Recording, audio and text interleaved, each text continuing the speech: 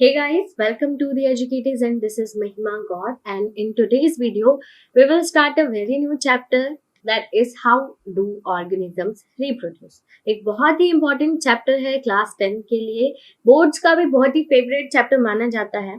तो इस चैप्टर से काफी क्वेश्चंस पूछे जाते हैं। आज हम इस चैप्टर का इंट्रोडक्शन करेंगे, क्योंकि किसी भी अगर हम नए टॉपिक को स्टार्ट कर रहे हैं तो हमें उसकी मीनिंग, उसके इंट्रोडक्शन के बारे में कुछ पता होना चाहिए। So let's start the video. इसे रिप्रोडक्शन भी बोला जाता है। अब अगर हम रिप्रोडक्शन की बात करें तो क्या है, कैसे है, ये सब चीजें देखते हैं। सबसे पहले अगर आप देखेंगे कि आप अपने नॉर्मल एनवायरमेंट में भी देखेंगे that human makes human babies and dog makes puppies. Okay, cats kittens को प्रोड्यूस करते हैं जो बिल्कुल उन जैसे ही होते हैं। तो रिप्रोडक्शन क्या है? यही रिप्रोडक्शन है अगर हम नॉर्मल बेसिक लैंग्वेज में कहें तो। ऐसा तो है नहीं कि ह्यूमंस पपीज बना रहे हैं, ऐसा बिल्कुल नहीं है। सो रिप्रोडक्शन क्या है? It is a biological process by which organisms create young ones similar to themselves. ये एक ऐसी बायोलॉजिकल प्रोसेस है जिसमें जो ऑर्गेनिजम्स होते हैं वो अपने ही जैसे ऑर्गेनिजम्स को, बिल्कुल सिमिलर ऑर्गेनिजम्स को रिप्रोड्यूस करते हैं। दिस इज रिप्रोडक्शन अगर हम डेफिनेशन की बात करें तो। अब ये बात तो हमें समझ आ गई, लेकिन वाई रिप्रोडक्शन, मतलब क्यों जरूरी है रिप्रोडक्शन हमारे लिए? क्या इसलिए कि अगर रिप्रोडक्शन नहीं हुआ तो individuals can not stay alive? ऐसा हो सकता है कि अगर किसी मिस्टर ए है या कोई टाइगर है, अगर उसने रिप्रोड्यूस नहीं किया तो उसकी डेथ हो जाएगी? जी नहीं, ऐसा बिल्कुल भी नहीं है। Reproduction is not needed for individuals to stay alive, but it is needed for the species to stay alive. अब ये स्पीशीज क्या है? देखिए, अगर एक ही टाइप के बहुत सारे लोग हैं, ठीक है, वो एक कम्युनिटी बना लेते हैं, ठीक है, उनकी सिमिलर स्ट्रक्चर होता है और वो रिप्रोड्यूस कर सकते हैं, तो उन्हीं को ही स्पीशीज बोला जाता है। जैसे कि ह्यूमंस है, we are homo sapiens sapiens, right? तो वी आर अ स्पीशीज। अगर हम एनिमल्स की बात करें, टाइगर टाइगर के साथ रिप्रोड्यूस करेगा, वो बिल्कुल सिमिलर भी है और रिप्रोड्यूस भी कर सकते हैं। यहाँ पर स्पीशीज के लिए दो कंडीशंस है, एक तो वो सिमिलर होने चाहिए और दे कैन रिप्रोड्यूस, तो उन्हें हम क्या कहेंगे? स्पीशीज कहेंगे। ओके, अब ह्यूमंस जैसे हम एक स्पीशीज है, जैसे डायनासोर्स थे, वो अब गायब हो चुके, तो वो भी एक स्पीशीज थे। ये वर्ड हमने काफी सुना हुआ है और आगे भी हम इसको काफी देखेंगे। बट अभी के लिए रिप्रोडक्शन जो है किसी इंडिविजुअल लेवल पर जरूरी नहीं होता टू स्टे अलाइव, बट अगर हम एक पर्टिकुलर ओवरऑल स्पीशीज की बात करें तो वहां पर रिप्रोडक्शन बहुत ही ज्यादा इंपॉर्टेंट रोल प्ले करता है। Why? Because it allows the population to grow. वो एक पॉपुलेशन को ग्रो करने में हेल्प करता है। अगर हम ह्यूमंस की बात करें तो India is the second most populous country in the world after China, right? तो पॉपुलेशन ग्रो करने में हेल्प कर रहा है कौन? रिप्रोडक्शन। अब अगर पॉपुलेशन ग्रो होगी तो इससे क्या होगी? स्टेबिलिटी बनी रहेगी। ऐसा नहीं है कि देखिए, हर एक चीज जरूरी होते हैं, ह्यूमंस भी जरूरी हैं, टाइगर्स भी जरूरी हैं, ओके, कैट्स, डॉग, हर एक चीज जरूरी है। हमारा एक इकोसिस्टम होता है उसको मेंटेन करने के लिए। अगर रेगुलर रिप्रोडक्शन हुई तो पॉपुलेशन ग्रो रेगुलर करती जाएगी और जिससे क्या होगा? हमारी स्टेबिलिटी जो है वो बनी रहेगी। अब आगे आता है कि रिप्रोडक्शन लीड्स टू इवोल्यूशन। अब ये क्या है, इसको हम थोड़ा देख लेते हैं। इवोल्यूशन का एक आपके नेक्स्ट चैप्टर भी है बुक में, क्लास 10 का एक बहुत अच्छा चैप्टर है इवोल्यूशन। ये एक आपका चैप्टर है, आप आगे शायद इस बार क्लास 10 के लिए सिलेबस से हट चुका है, बट वेरी इंपॉर्टेंट चैप्टर। सो अगर हम बेसिक लैंग्वेज में देखिए इवोल्यूशन क्या होता है, तो इवोल्व होना, ठीक है। क्या होता है? ड्यू टू रिप्रोडक्शन कुछ कुछ वेरिएशंस आने लगती हैं। Reproduction leads to variations. Variations कैसे? जैसे आपके ग्रैंड पेरेंट्स थे, ओके, आपके ग्रैंड पेरेंट्स थे, उन्होंने क्या किया, उनसे क्या हुआ? आपके पेरेंट्स रिप्रोड्यूस हुए, राइट? अब आपके पेरेंट्स रिप्रोड्यूस हुए उनसे, और फिर पेरेंट्स से हम रिप्रोड्यूस हुए हैं, तो यहाँ पर क्या है? वेरिएशंस देखने मिलेंगी। कैसे? देखिए, थोड़े से जो है वेरिएशन आपके पेरेंट्स जो है थोड़े से अलग होंगे आपके ग्रैंड पेरेंट्स से, और आप काफी अलग होंगे आपके पेरेंट्स और ग्रैंड पेरेंट्स से। तो यहाँ पर क्या हुआ? वेरिएशन हुई। ऐसे ही ओवर जनरेशंस ये वेरिएशंस चलती जाएंगे, जिसकी वजह से इवोल्यूशन हो जाएगा, यानी हम इवॉल्व हो जाएंगे।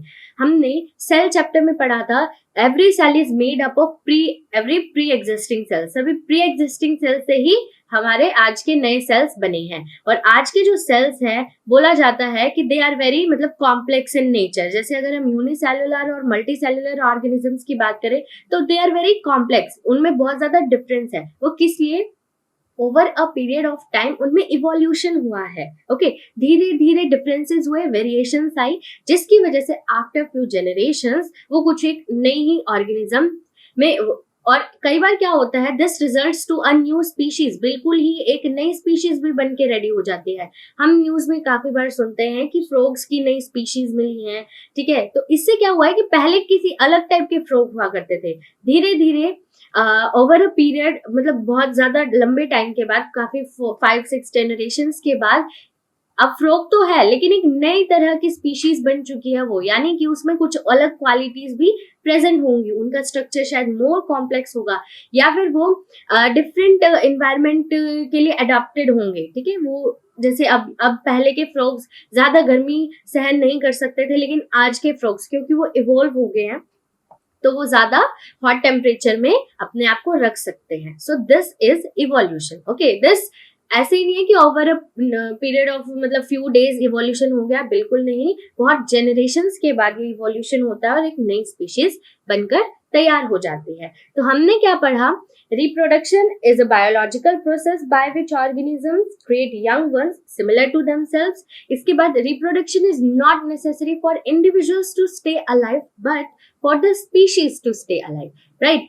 क्यों? इससे क्या होगा? It allows the population to grow which leads to stability. और अगर रिप्रोडक्शन ऐसे ही चलती रही तो इवोल्यूशन होने लगेगा। इवोल्यूशन किस वजह से होता है? वेरिएशंस की वजह से। एंड आफ्टर फ्यू जनरेशंस हमें एक नई स्पीशीज देखने को ही मिल सकती है। अब यहाँ पर देख लेते हैं डेफिनेशन, ये अभी हमने करा था। ओके, अब आगे हम देखते हैं रिप्रोडक्शन को सेलुलर लेवल पर। अब रिप्रोडक्शन, ठीक है, हमने बोल दिया कि रिप्रोडक्शन हो गया, लेकिन ऐसे नहीं होता। सेलुलर लेवल पर, बिल्कुल बेसिक लेवल पर रिप्रोडक्शन कैसे होती है वो देखते हैं। स्टार्टिंग कैसे होती है, आप सभी को पता है, ये है हमारा प्यारा सेल और इसके सेंटर में होता है एक न्यूक्लियस, जिसे हम अपने न्यूक्लियस को सेल का ब्रेन भी माना जाता है। जैसे एक ह्यूमन बॉडी का ब्रेन सारे फंक्शंस को परफॉर्म करता है, सेम एज जो हमारा न्यूक्लियस होता है वो एक सेल का ब्रेन की तरह होता है, सारे फंक्शंस को परफॉर्म करने का काम करता है। अब न्यूक्लियस के अंदर जो होते हैं क्रोमोसोम्स प्रेजेंट होते हैं, वो एक कॉइल्ड वर्जन है, देखिए डायग्राम में भी है। जब ये डिवाइड हो रहा होता है सेल तो ये फिर इस तरह की शेप ले लेते हैं क्रोमोसोम्स, लेकिन अभी हम यहाँ पर नहीं जाएंगे क्योंकि ये सब चीजें हम सेल में पढ़ चुके हैं। अभी हम बेसिक स्ट्रक्चर रिप्रोडक्शन को ही देखते हैं। तो देखिए होगा क्या, जो सेलुलर कॉइल्ड वर्जन होगी क्रोमोसोम्स की, उसके अंदर हमारे डीएनए प्रेजेंट होता है, ठीक है। तो अगर हम कहें कि रिप्रोडक्शन सेलुलर लेवल पर वर्क कैसे करता है, तो वो किसकी हेल्प से करता है? डीएनए की हेल्प से। डीएनए की फुल फॉर्म क्या है? Deoxy ribo nucleic acid.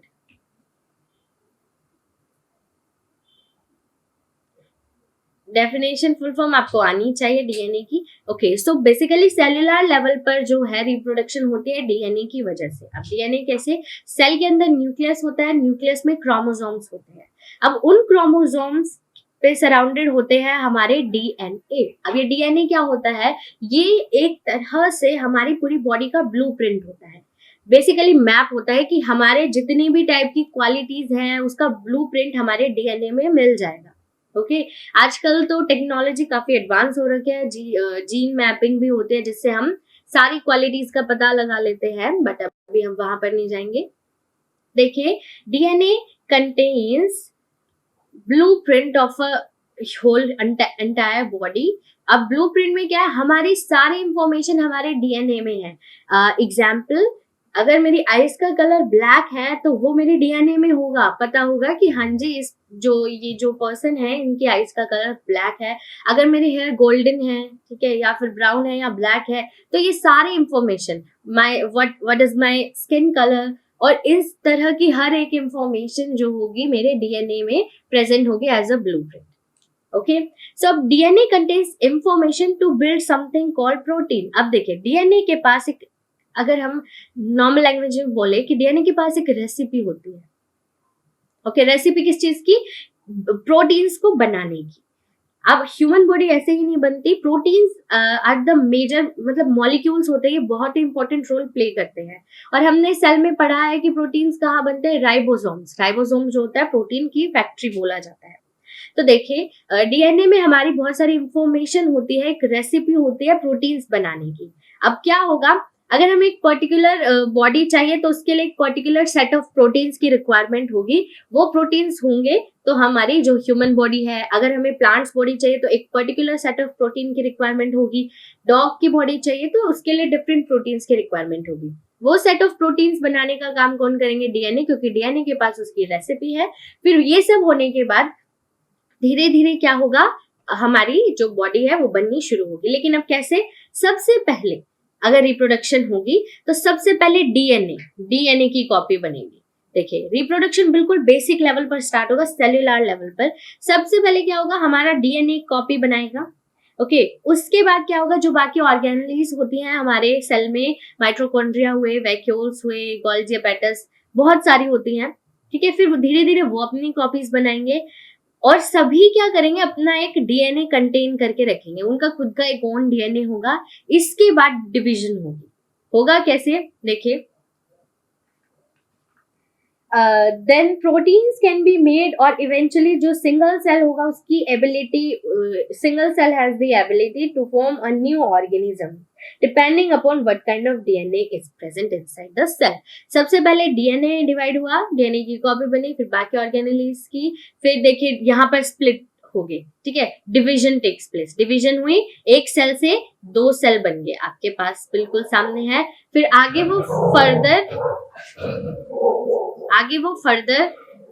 वो फर्दर ऐसे ही डिवाइड करेंगे। ठीक है, तो ऐसे ये जो है कंटिन्यू चलती जाएगी। सिर्फ एक सिंगल सेल से हमने 6 नए ऑर्गेनिजम्स को बना लिया।